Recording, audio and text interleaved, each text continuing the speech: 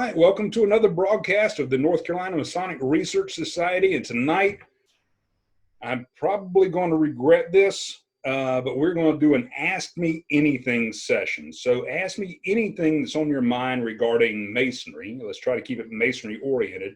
Or just if you have any comments or thoughts or observations or things that are really burning on your mind, let's talk about it. So who would like to jump in?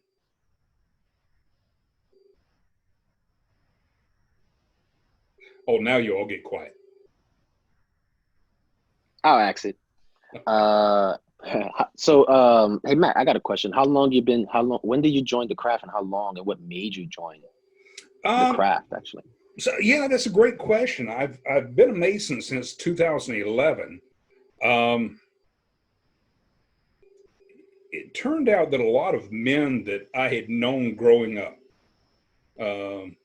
peers of my parents really, were members of the local lodge, but I didn't know that at the time. And I would hear them say little things like, "Oh, I got to get to the lodge for a lodge meeting," or "This is going on, that's going on," whatever. And one day, the mayor of my town was in my office. We were discussing some matters, and I noticed he was wearing a Masonic ring, and I asked him about the ring. And he talked to me for about 2 hours about Masonry and how great the fraternity was and the lodge. And then I found out that the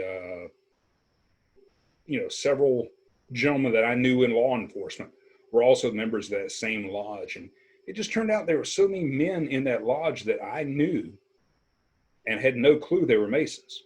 But for a period of time, for about a year, Masonry just continued to pop up over and over and over. And I thought, okay, I'm supposed to petition join the lodge. I need to do this because it's not a coincidence that it continues to come up over and over and over in my life.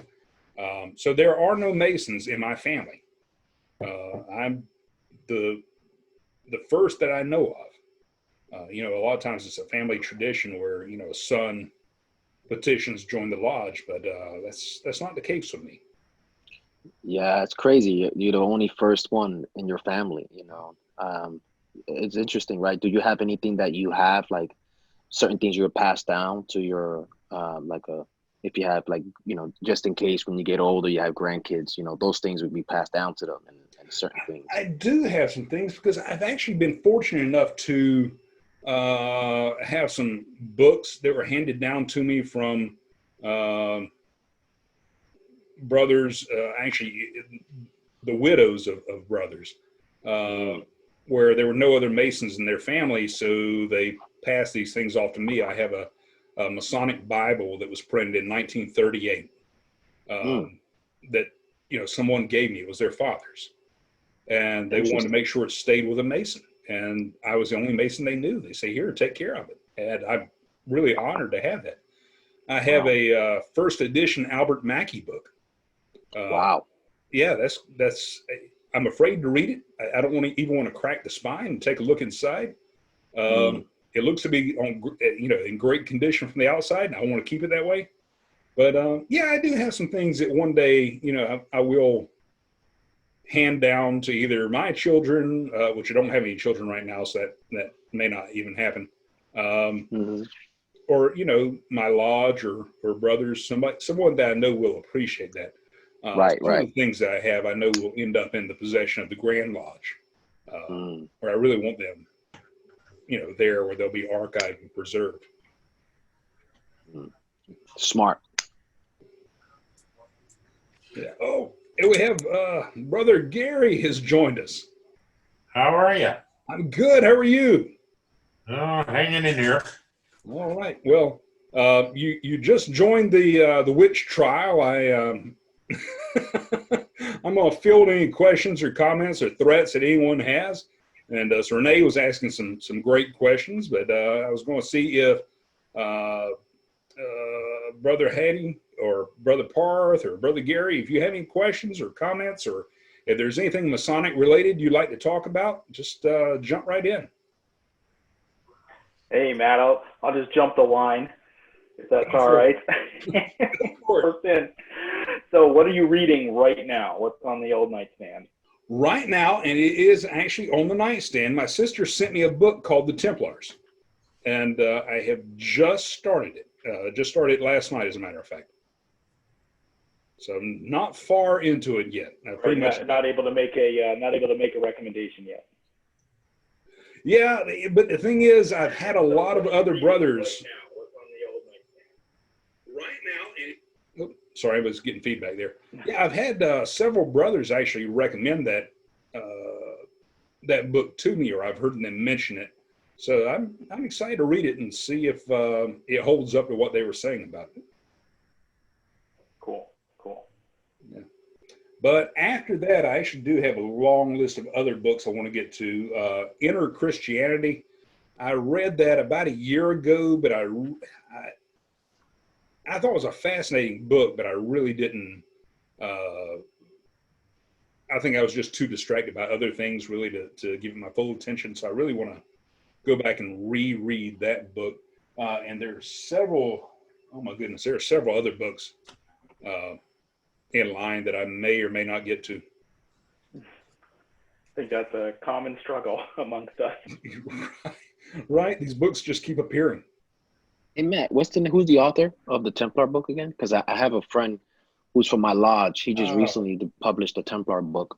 I believe it's Dan Jones, I believe is the name. Okay. Dan Jones, okay. So a red cover with a black Templar cross on there. Mm.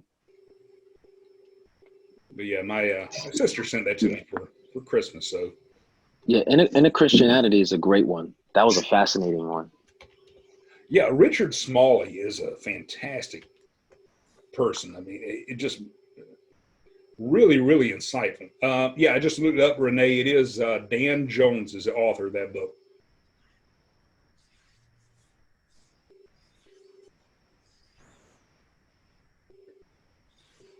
You would like you would like the there is a book that I think you really enjoyed called the Leviticon. You heard of it? No, I haven't. So the Leviticon was a book published by a guy named Fable Palaprat. Actually, his name is Raymond Bernard Fable Palaprat from in the 1800s, I think. And it's claimed that he was the last Grand Master of the Templars. And he had like a charter, supposedly, that was that he had. And his signatures, there's 22 signatures, and he was the last one.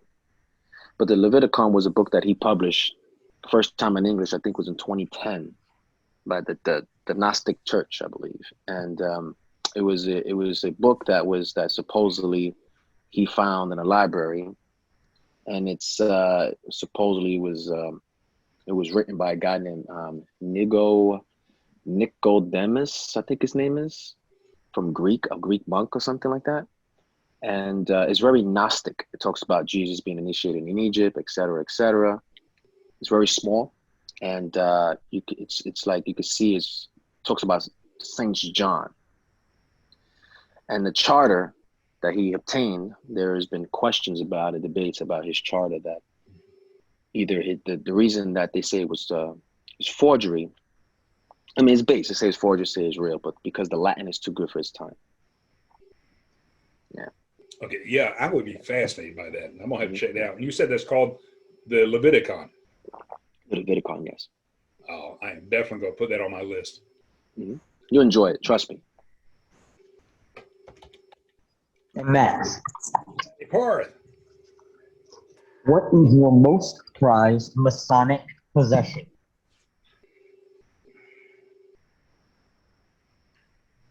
It would probably have to be the lambskin apron that I laid across George Washington's sarcophagus.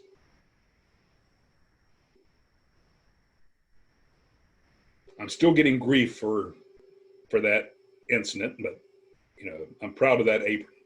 I was gonna say there's got to be a story there, Matt. Okay. Yeah, come on. Yeah. Let it out. Spill the beans. Well, okay. Why don't we start with this?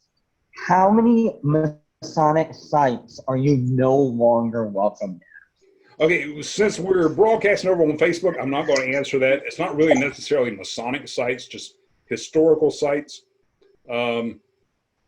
Just historical sites in general. The more historical, the worse it is.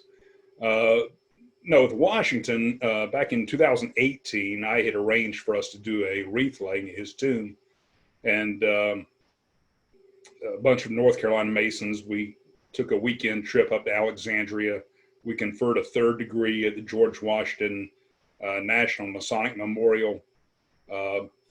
And I called Mount Vernon a couple of weeks ahead of time. And I said, listen, when a Mason dies, it's customary that we place a white leather apron across his coffin. I said, is it okay if we do that? And the guy from Mount Vernon said, well, we have another wreath laying about 15 minutes behind you, so there's probably not going to be time for all of that. Maybe you should just set the wreath inside the tomb and step out. I said, okay, that's fine. Well, as fate would have it, it's raining that day. We had a bus chartered. The bus driver did not want to pay attention to directions. He didn't know where he was going. And you had 40 Masons on this bus holding their cell phones up saying, look, here it is. And he just ignored all of us. So we were over an hour late getting to Mount Vernon. I was on the phone with them frantically, trying to make sure that it was still okay if we did a wreath laying. So we arrived over an hour late, get to Mount Vernon, and the young lady that met us said, oh, well, it turns out you're the last wreath laying of the day. I thought, great, now I get to put the white leather apron across Washington's tomb. So I did call ahead. I did ask. They didn't really say no. They just said, there may not be time for that. Okay, well, now there's time. So in 2019, when we scheduled another wreath laying, about a week ahead of our visit, I get a very nice email from Mount Vernon advising me not to touch George or Martha's sarcophagus or to lay anything upon them. So I called Mount Vernon. I apologized. We had a good laugh about it, but I do jokingly say I'm on Mount Vernon's watch list.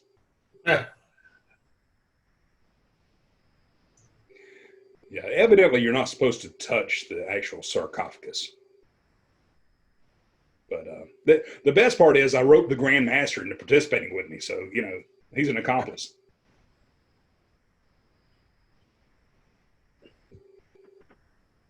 Can I say something? Please do. Yes. Since we were talking about the reading, I love reading, and every time, my problem is that every time I see something interesting, or when I attend any of the virtual reunion and I hear about any book, I have to buy it. And sometimes if I'm driving, I have an audiobook, so I love reading. But I've noticed something, that every time I advance with the Blue Lodge degrees, then when I join the chapter, that the Scottish Rite, wherever I go, if I go back to read the ritual of the 1st degree, I always discover something, the same scenario, but at different angles, as if I am having the same box, and I can see the 3D shapes. I can see everything. I can move it.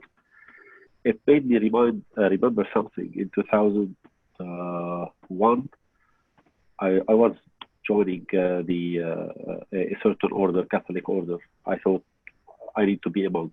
So then I asked an old monk. I told him, what do you advise me to read? He said, just go to the basic, just the Bible. I said, are you sure?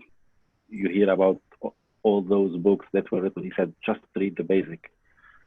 So now that I feel that with the ritual of the 1st degree, just the 1st degree, what do you think the perspective of always going back to the 1st degree? And of course, I'm not saying the ritual of the Fellowcraft degree is amazing. It has all those important things that you might need to see. But at every stage, I'm discovering more and more that I'm understanding better the 1st degree. I love it. I love that you brought this up, because the 1st degree is something, out of the 3 degrees of the Blue Lodge, that is probably my favorite degree, because it lays the groundwork for everything else in Masonry. And the aside from the obligations that we take, which are pretty routine, there's nothing mind-blowing there, But the degree itself is designed to teach you first to subdue your passions, or that's the language we use, but to subdue your passions and improve yourself in masonry.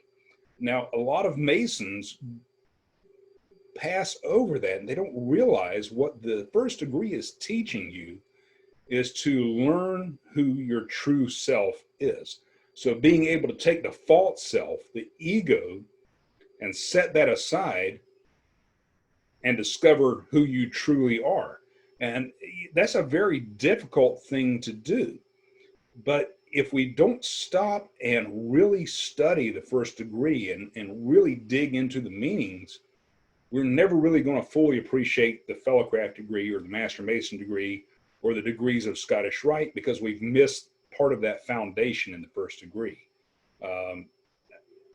I can't stress the importance of the first degree enough. Again, that is my favorite degree out of any Masonic degree: York Rite, Scottish Rite, anybody I've ever been through in Masonry. It always starts with the first degree. And I always emphasize the first degree, especially with new Masons that I'm speaking to. I tell them, I said, don't rush through the first degree. Study this, spend time on it, meditate on it. There's so much there to unpack, but it is well worth it.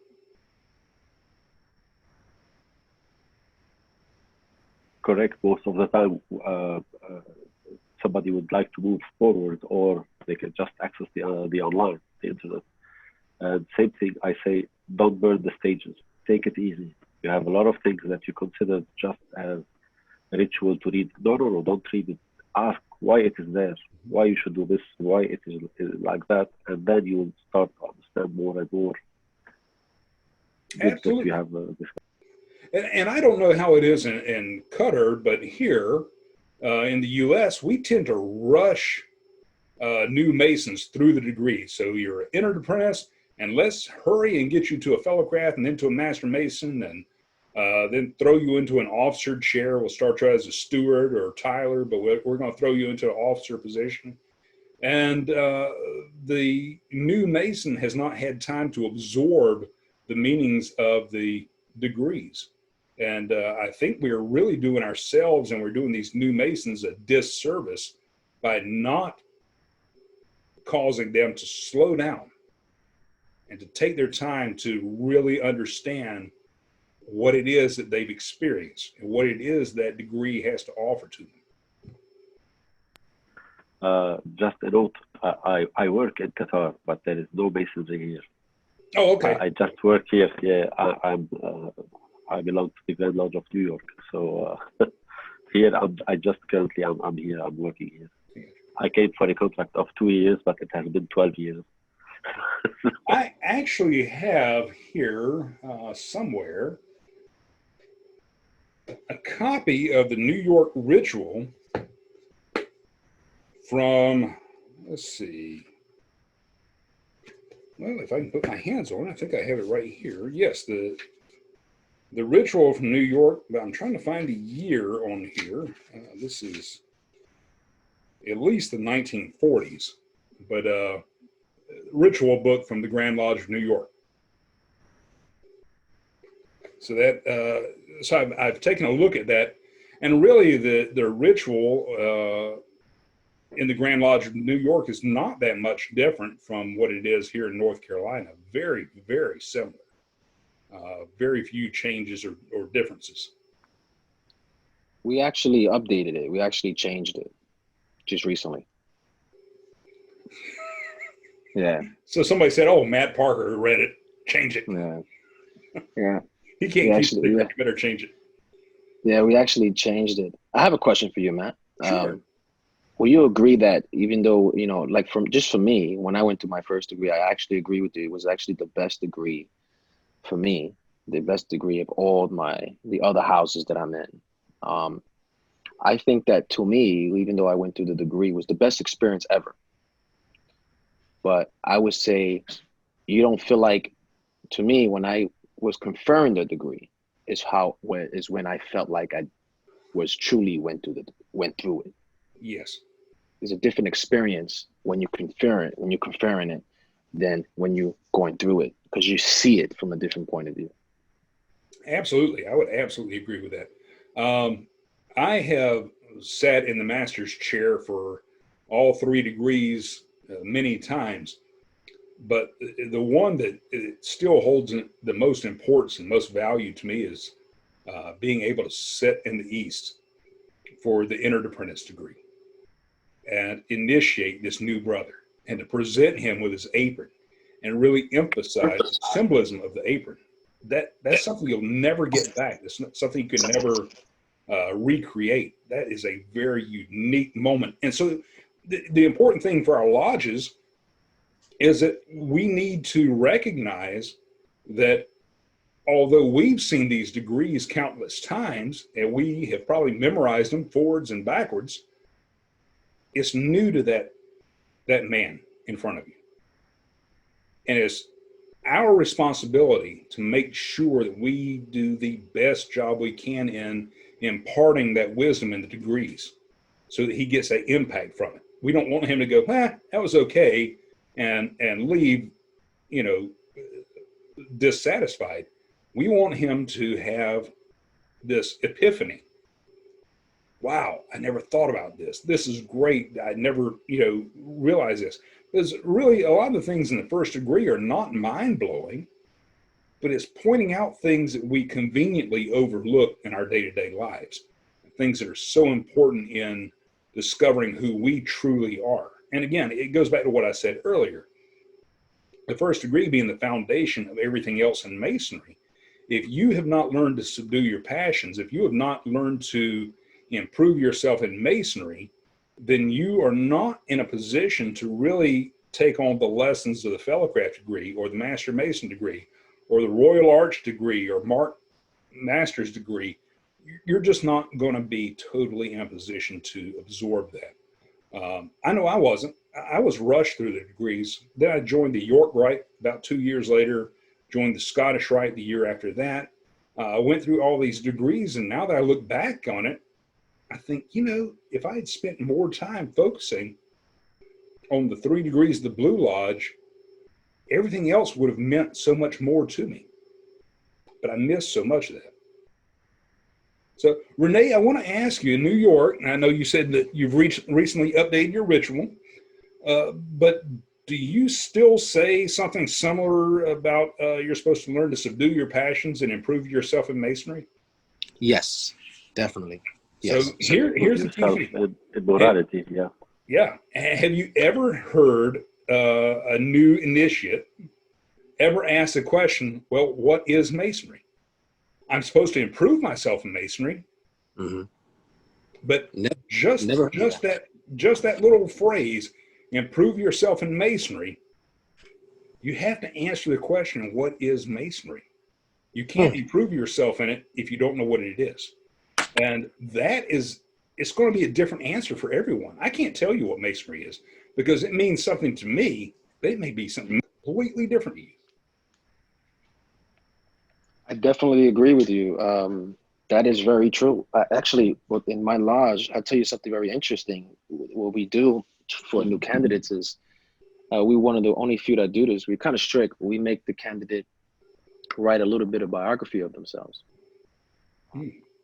So we could get to know them and why they were interested in Masonry, and just getting to know them and stuff like that. But and I think that's a beautiful way, actually, because it would kind of answer their questions anyways, in a way, but yeah, I agree. I've never actually had a candidate ask me what is Masonry. Everybody has a different answer to it, Yeah, you're right. And Brother Justin, you had pinged me over on Facebook and said you had a question. Why don't you jump in? I'll see if I can. If you don't like my answer, I'm just going to make up something. That's fine, Brother Matt. So, this, I don't know if there's any other brothers from North Carolina here. This question is not meant to be controversial. Strictly, I've asked opinions of different brothers throughout North Carolina, but given the Grandmaster's current order of shutting back down again until January 16th, do you feel as if, in your opinion, that if we're going to open and close all year throughout the year, should we just go dark for the whole year?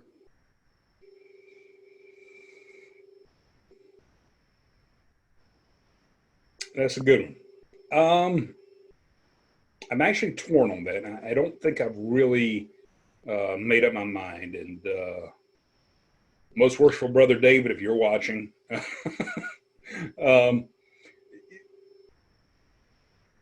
I think there is a certain amount of risk that brothers accept when they attend a lodge meeting. Yeah. They are aware that they could pick up COVID-19. They could pick up the flu. They could pick up, the common cold. There's a risk we always take. Now, of course, COVID is a little bit of a different animal.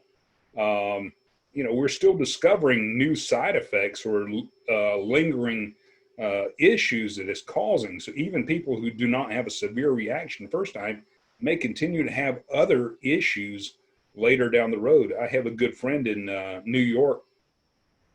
I'm not going to say his name or anything on here, but he's a very athletic guy. He's an amateur bodybuilder.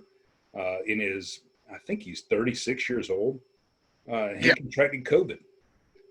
And this was the Wednesday before Easter of this year. His temperature or his fever spiked to 104. He went into a coma. Oh, wow. They rushed him to the hospital, had to put him on a respirator. He stayed on a respirator through Easter Sunday, and that Monday following Easter, his temperature returned to normal. They tested him. They said his viral levels were so low he was not a threat to anyone. Wow. They took him off the respirator on that Monday. That Tuesday he came out of his coma, and then that Wednesday they discharged him and sent him home. He gets home while he's recuperating. He has a massive heart attack, and one of his arteries collapses. They have to go in there and put a stent in. And the problem was the lack of oxygen, the difficulty breathing, the struggling breathing, put so much strain on his circulatory system that it caused, the heart attack was not caused by a blockage. It was caused by a collapsed artery. Oh, gracious. So, it's a scary, scary virus because you just don't know, even though, you may feel like I got a headache and a little bit of a sore throat or something like that. You don't know what the long-term effects are going to be. So to answer your question about lodges, do I think they should be shut down completely? I think the Grand Master's order here in North Carolina shutting the lodges down through January 15th is precautionary right now because we have had some cases of some brothers attending lodge meetings when they were positive for COVID or discovering they were positive shortly after. But at some point we have to reopen, and brothers are just going to have to realize there is a risk involved, just as, it's a risk crossing the street. You could be hit by a bus. Yeah. But because take the precautions necessary. Yeah, because from my understanding, when Jonathan posted the order from Facebook, that the lodges in question were taking all the necessary steps. And I know when I joined the Scottish Rite in 2019, I'm still a baby in the Scottish Rite, we had a representative from Whitestone who visited, and he went over the average age of a Mason at the time was 62 and a half. So we are, most of the brothers are in a higher risk category. And that's kind of why I thought about that. I was like, could it possibly mean that Masonry, North Carolina needs to go dark for the year because of, the average age of our brothers that are in the craft? So that's kind of why I've been thinking about it for the last couple of days. Actually, worshipful brother Marcus Orr just posted something over on Facebook that I think is interesting in regards to this. Marcus said, I'd elect to go dark for the next 6 months with an organized effort at the Grand Lodge level to provide consistent virtual contact. And I think that's a great idea. I mean, we've done that through refracted light, the virtual contact. Our immediate past Grandmaster had given the green light to have virtual lodge meetings. Of course, a lodge can't just say, oh, we're going to have a virtual lodge meeting this day. They have to get dispensation from the Grandmaster to do that. Grandmaster has to give a thumbs up. There are certain protocol they must follow. They have to use a secure, approved, pre-approved platform such as Zoom, or I think there's a few others out there that are approved, GoToMeeting or WebEx. But you can't have a background like what I have.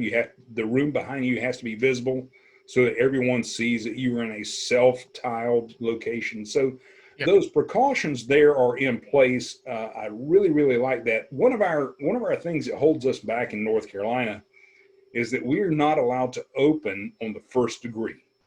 And I look at other virtual lodges such as Castle Island Virtual Lodge out of Manitoba, Canada, or Endeavour Lodge out of Victoria, Australia. They open on the first degree. So there's really not a lot given away there. And they have some fantastic speakers. In fact, Virtual Island Castle Lodge is having a state of communication as we speak right now. Normally I would be attending, but I'm here with you tonight. But, it's incredible. The other thing is with opening, I'm going to segue now onto the importance of being able to open on the first degree, in my opinion. A lot of times when brothers in our jurisdiction especially become Master Masons, they're not familiar with lodge etiquette or the function of the lodge. And so they feel like a fish out of water. But if we allow them in as entered apprentices and just open on the first degree, they could acclimate to the lodge environment, how the lodge functions. And if the lodge is offering quality lodge meetings, if they are offering what the brother is looking for, he'll continue to stay. The drawback or the flip side of that is you have a lot of lodges that offer little or no form of education or anything of interest other than maybe the famous Freemason talk, which, makes me cringe. Before COVID, if I got an invitation from a lodge saying, hey, we're having so-and-so come in and speak to us about Mark Twain being a Mason or famous Masons or whatever, I would politely decline their invitation. No, sorry, hope you enjoy your meeting. I'm sorry I can't attend. Because I don't want to sit through that. And, now they're probably going back and watching this and thinking, oh, that jerk. But, it's true. I didn't become a Mason just to learn that Mark Twain was a Mason. And by the way, what most Masons don't realize is Mark Twain demitted from Masonry, so he didn't even stick with it. Wow.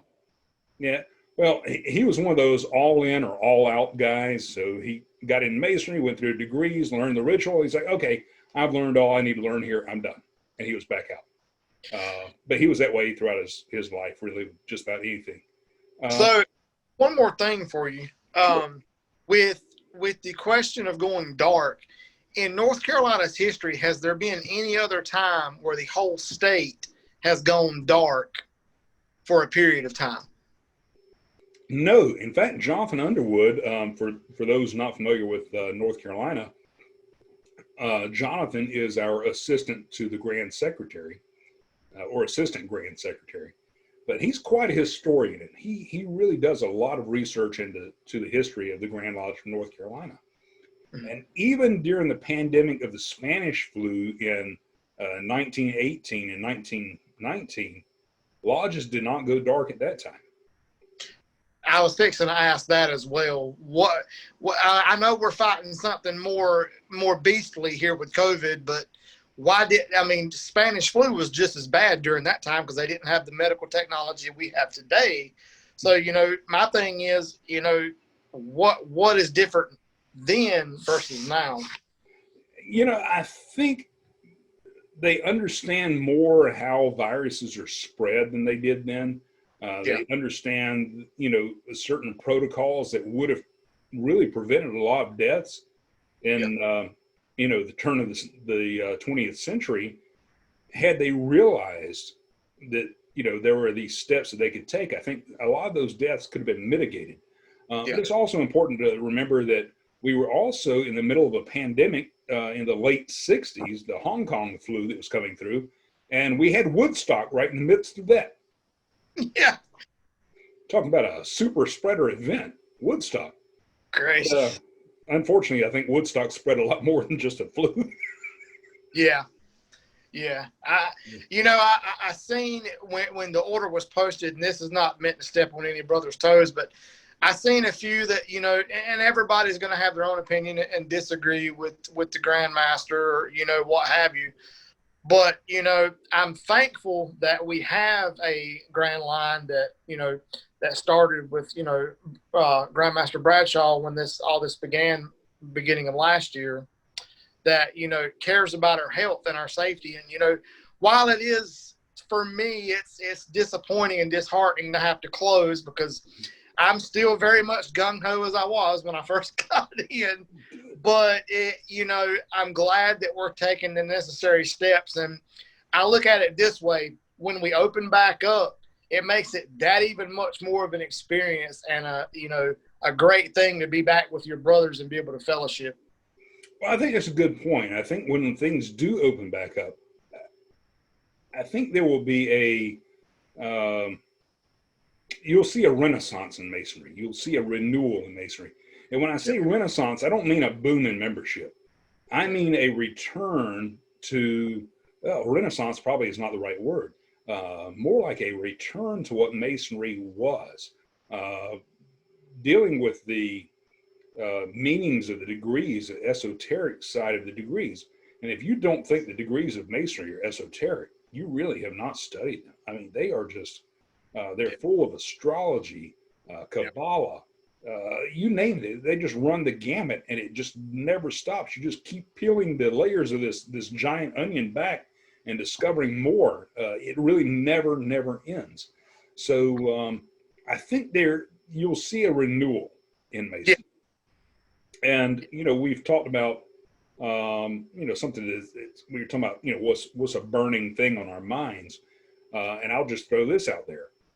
I think Masonry was never meant to be a massive organization. We pride ourselves in being the world's largest fraternity. Woohoo! But that's not a good thing. Yeah. Because we've let a lot of the wrong men and women through the door. Yeah. And for the sake of building our membership so that we can keep the lights turned on, so we could do these great things. After World War I, we had, historically, we had an influx of GIs returning from war, looking for that fraternal experience, and they flooded into Masonic lodges and Moose Lodge, Elks, just all these fraternal organizations. Just about 20 years later, you had the end of World War II, and the same exact thing happened. You had all this influx of soldiers returning from war, looking for that fraternal bond. So they were more interested in the fraternalization than they were the education or the philosophy or the aspects of the degrees. And so those things took a back seat and were replaced by dinner with green beans. Always green beans. Can't avoid the green beans. Oh, it's great. Right. But no offense to the Don't green make beans. me do it, Matt. Don't make me go out on the sales floor right now and get you some green beans. I will do it. No, Parth, no green beans. You know my repulsion to green beans. And I used to love them before I became a Mason, but Masonry has turned me against them. I wish somebody would call and check on the green bean farmers, because since our lodges are not really meeting or serving dinners, I want to make sure the green bean farmers are doing okay, because I'm pretty sure we keep them in business. But yeah, I think we grew too big, too fast. Should have never gotten this big. And now that we are reducing in size, I don't think Masonry is in any danger of disappearing completely. I think we're losing the ones that probably need to go in some cases. And I'm not talking about the ones that we're losing to death, because, you know, that's unfortunately, I don't want to lose any brother to that. But the brothers that are demitting from Masonry, or they're being suspended for non-payment of dues, and they've just gone, you know, elsewhere. Maybe it's not a bad thing we're losing them, because I see us returning to what Masonry was and what Masonry can be again. But it's going to take some time. It's going to take more of a reduction. You're going to see more lodges merge or consolidate together. You're going to see lodge buildings and Masonic temples put up for sale. And you know something? I don't have a problem with that. I mean, I'll get hate mail for that, or hate messages through Facebook. But honestly, that's not, in my opinion. This is just Matt. Yeah. That's not a bad thing. In North Carolina, we have just under 35,000 Masons. Yeah. If you compare that to California, don't quote me on this. I looked at it a few months ago, but California's has about 42,000 Masons. So about 7,000 more than what we have. And they look at the size of North Carolina compared to California. And you quickly realize that we have a lot of Masons who are probably continue to pay their dues just so they can say they're a Mason or wear the ring or the lapel pin. But are they really contributing to the fraternity? Yeah. And, you know, there are several areas of Masonry. So I don't want any brother to take offense or think that I'm saying they don't belong in Masonry. You know, I'm a more esoteric centered guy, and that's fine, but that may not be for everybody. And, you know, that's okay. There are brothers who enjoy the famous Freemason talk. I don't know why, but there are brothers that enjoy that, and that's okay. It really is okay. There are the brothers that enjoy the fraternalization and the green beans. That's okay. It's not for everybody, but there are things in Masonry that can suit just about anyone. So if the lodge experience is anything, it should be well balanced to offer enough to where you're going to have satisfied members. But if you lean too far in the direction of just doing charity events, or you lean too far in the direction of being a supper club, then you're going to lose the brothers who are there for other reasons. Yeah.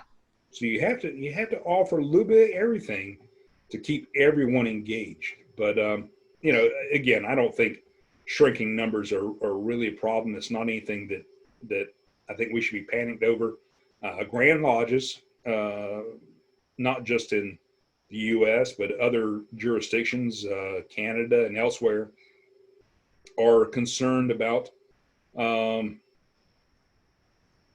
shrinking membership. But what they're really concerned with is not shrinking membership. They're concerned with shrinking revenue. And that's a problem. That's a big problem. Anyway, I'm going to get off my soapbox there. Who else has any questions, comments, threats?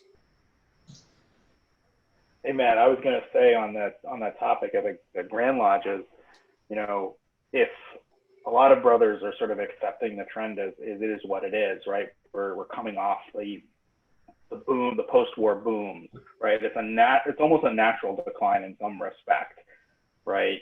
You know, the members who joined in the post-war era are now reaching an age where they're sadly passing away, and then some new members who have come in the intervening time, they come and they go for reasons, right? Maybe Masonry wasn't for them, but Grand Lodges, while they acknowledge the fact that there is a decline in membership, they're looking to combat the decline in membership, but not looking to adapt the fraternity, you know, to the decline, right? It's about continue to grow, not we need to adapt to what is the new normal. And that's creating an interesting dynamic with the fraternity. Yeah, I think you're absolutely right. I think we need to stop paying attention to the bottom line as far as revenue goes, and focus and what on we what spend makes that, it and really what Grand Lodge chooses to spend that on. The Grand Lodge can't operate like they're a 60,000 member organization if they're a 30,000 member organization. Right. So that's great. Look at the situation our economy is in right now. We have small businesses that have had to close their doors.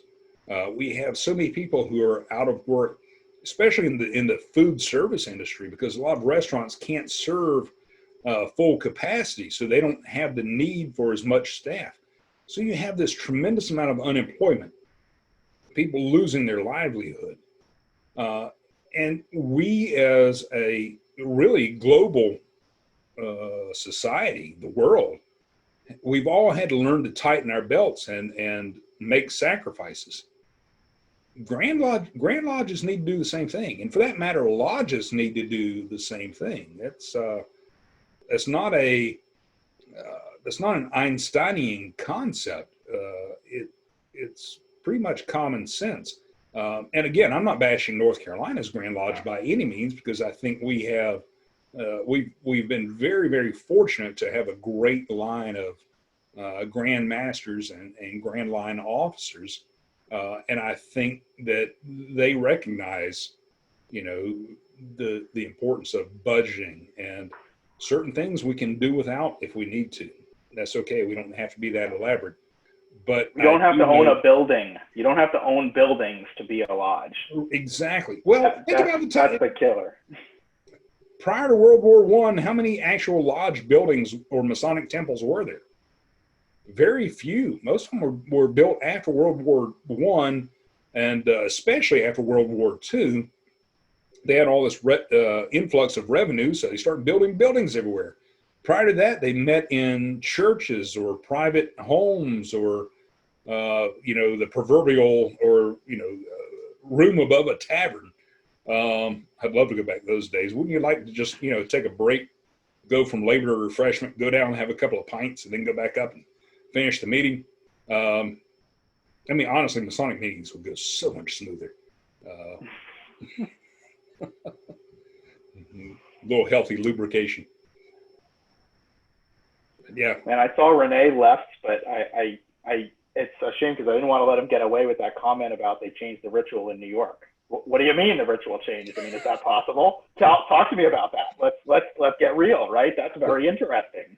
It's like the old joke. How many Masons does it take to change a light bulb? Yeah. Wait a second. He's like, oh yeah, you don't have the right ritual book because the ritual changed. Right. We just totally let that slide. Wait a second. What do you mean the ritual changed? Yeah, I'm not sure what changes they've made. I do know that some jurisdictions have made some changes, not so much to the substance of the ritual, but maybe to correct some things that may have not been politically correct or things like that. And I don't really necessarily have a big issue with that. I've never been known to be the PC guy, but I don't really have an issue with Grand Lodge doing that, as long as they are not changing the substance of the ritual, because the ritual is designed to do a certain thing. The opening of a lodge is designed to create a sacred space, but it has to be done right. And the closing of the lodge is to close that sacred space so that you can mix again with the world. Those things are. I think it's a false assumption to say the ritual is immutable and doesn't change. It's documented, known to have evolved. It's factual that it has evolved, so it's not immutable. I think the copyright on the New Jersey ritual is in the 1960s. So I assume there must have been changes at that point in time. Yeah, the last change in North Carolina ritual was 1972 or 74 or something, somewhere in there. So you're right. It's not anything that is absolutely set in stone. There have been revisions and changes, but I think the substance of what was there in the rituals has not changed, and that's the important thing. So if you change a word or two here and there, is that such a big deal? you know, there are some, you know, grumpy past masters that, you know, think you ought to be executed for even suggesting that. But again, in my opinion, as long as the substance doesn't change, as long as we're staying true to the meaning of the ritual, and that same effect is being imparted, that's what's important.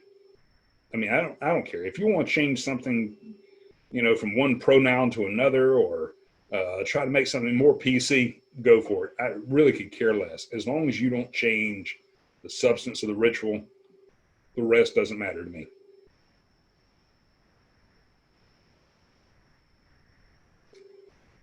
I'm definitely going to get a lot of hate mail for that.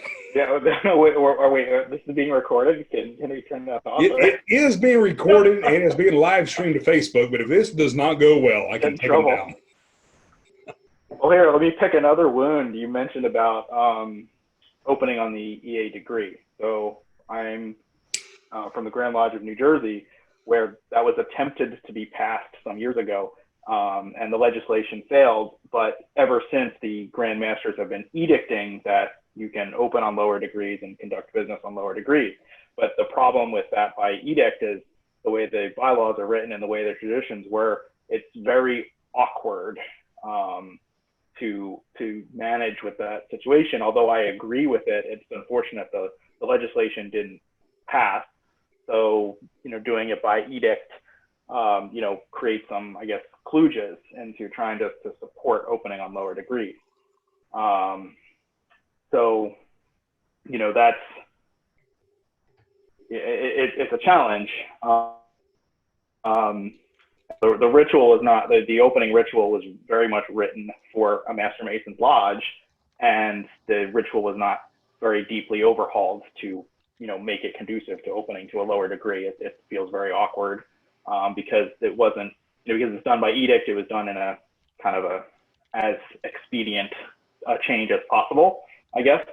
Gonna get in trouble from my Grand Lodge for saying that, but it's true. I mean, the ritual feels like opening a Master Mason's Lodge with minor changes rather than opening an Apprentice's Lodge. I've seen opening ritual from other jurisdictions that is different for the degrees, so that I know that's possible, just not in our jurisdiction. So in my lodge, we choose not to open on a lower degree, but we'll lower down to allow the EAs or fellow crafts to participate in the meeting, just because we feel that the opening ritual is too much like opening a Master Mason's Lodge, that, you know, we didn't want to mess with that. So that was our lodge's choice. I sort of agree with the opening on a lower degree because you want to bring them in to participate and give them guidance. You know, they're part of the lodge. Unfortunately, it's sort of in a halfway state here in my local jurisdiction. You know, that's a good point. And another thing that has really just occurred to me that I've never really thought about before is, you know, another benefit of opening on the first degree, this is going to sound harsh and I apologize in advance, but that gives these new initiates a chance to see the lodge in action and decide right then, is this really for me? And if as an entered apprentice, they say, you know what, this isn't what I thought it was, this is not what I signed up for, I'm out, fine. I would rather them do that than the lodge put in all the effort to get them through to a Master Mason's degree only to find out this is not what they thought it was. I might be wrong about that, but that's just my opinion. No, I think that makes sense, except, I mean, your average lodge experience, you know, I'm not sure it captures the attention of the entered apprentice anyway.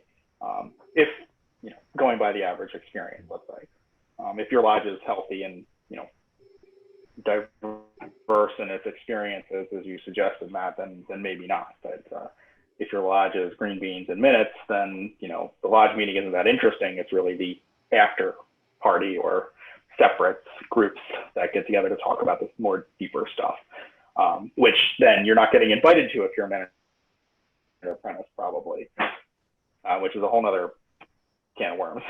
Yeah.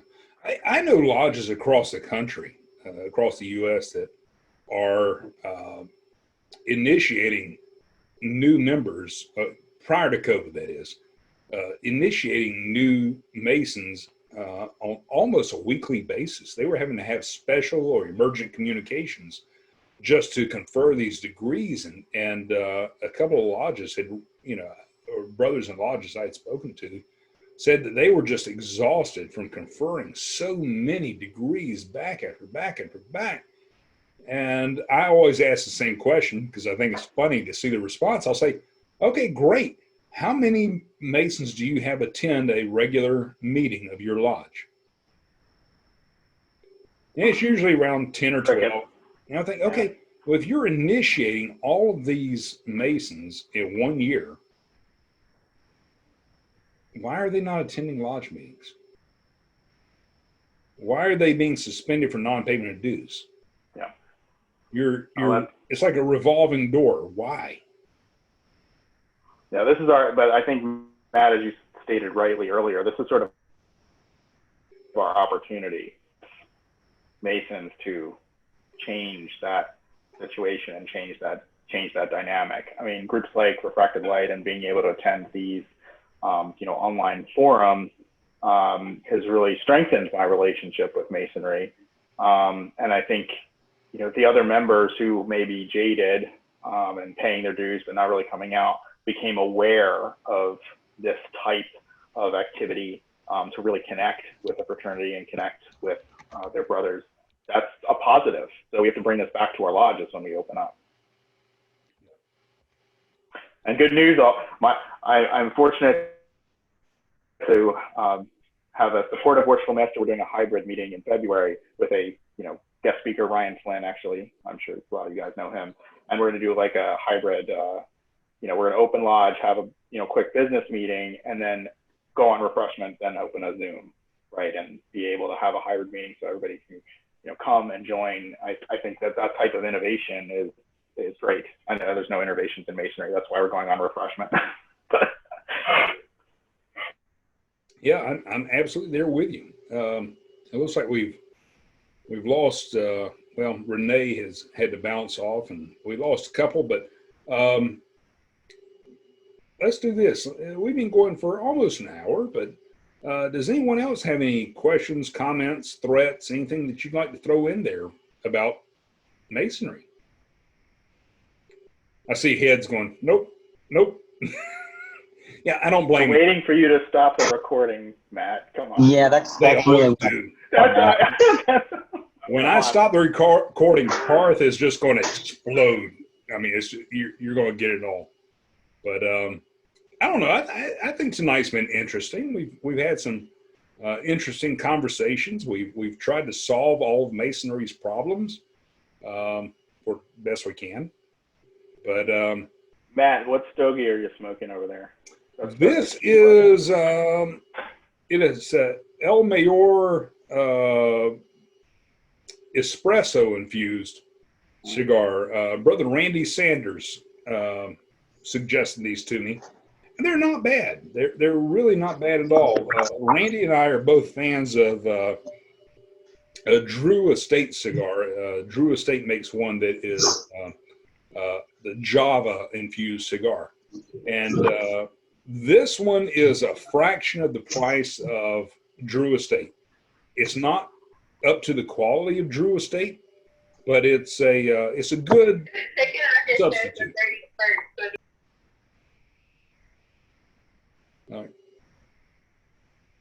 All right. Well, if anyone has any other questions, now's the time, or I'll stop recording. I got one last one for you, Matt. Go for it. So as we approach the new year, talk to me about what kind of resolutions you have. Parth, that's interesting. I don't make New Year's resolutions because I know right now I'm not going to stick to them. In my New Year's resolution, I need to lose 40 pounds. Am I going to do it? Hell no. I'm still going to, eat pizza and pasta like I always have. But if I had to make a resolution, and as hard as this may be to believe, I think it would be to give back to Masonry as much as I can, because I can't put into words how much Masonry means to me. I can't put into words how much I've gained from Masonry. You know, I've heard for years brothers say, well, you get out of Masonry what you put into it. No, you get more out of Masonry than what you put into it. And, you know, if I can possibly do more for Masonry, man, that's what I want to do. If I can make a living being a Mason, not really to monetize Masonry, but if I could just, you know, make a living just doing Masonry stuff, I would do it in a heartbeat, because there is nothing better in the world. Nothing makes me happier. Hey, Matt, you're, you know, monetizing aside, you are doing a lot for Masonry and a lot for, you know, brother Masons.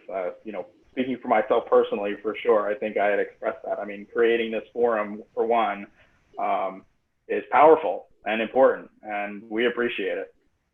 Yeah. I appreciate you saying that, but I'm going to say right now, you know, as far as refracted light goes, I will absolutely give Joe Martinez the credit for doing that. He is absolutely the backbone.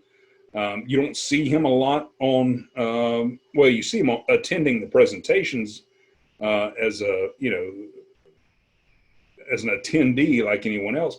But what a lot of people don't realize is Joe is the one that really brought refracted light to life. He's the one that he created the name, he created the logo, the Facebook group, and he's just done such a outstanding job keeping everyone organized. We have about 20 admins in the group. We all work to keep it functioning, but Joe absolutely is the heart and soul of refracted light. So I appreciate you saying that, but honestly, that credit really belongs to Joe.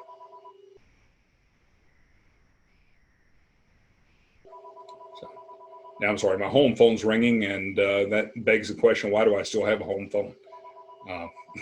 That may have to change. But all right, so let's do one more round. Anybody, any other questions? And if not, we'll just stop recording, and then Parth can let loose with everything he has to say. All right. Well, I appreciate everybody being here. I appreciate everyone over on Facebook. We had a pretty good attendance over on Facebook, so I was really surprised being this kind of limbo time between Christmas and New Year's. But I really do appreciate everybody who attended tonight. And we will see you next week. Good night.